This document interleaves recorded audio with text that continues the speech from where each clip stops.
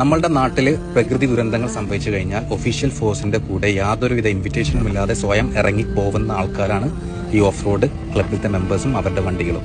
അതായത് 2 ആഴ്ച മുമ്പ് വരെ ഓപ്പറേഷൻ താർ എന്നുള്ള പേരിൽ നിങ്ങൾ തിരഞ്ഞു പിടിച്ച് ഫൈൻ അടിച്ച് മുടിപ്പിച്ച ഒരു സമൂഹമാണ് ഞങ്ങൾ.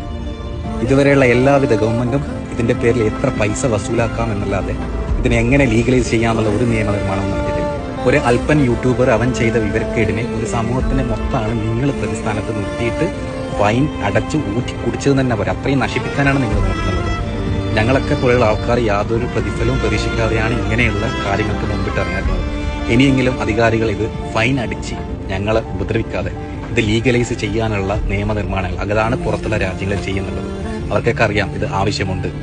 നിങ്ങൾക്ക് മാത്രമാണ് ഇത് പൈസ ഉണ്ടാക്കാനുള്ള ഒരു വഴി. ദയവ് ചെയ്ത് ഇനിയെങ്കിലും ഇതൊന്ന് ലീഗലൈസ് ചെയ്തിട്ട് അതിന്റെ നിയമനിർമ്മാണങ്ങൾ ഉണ്ടാക്കണമെന്ന് വിനീതമായിട്ടാണ് എനിക്ക് അപേക്ഷിക്കാനുള്ളത്.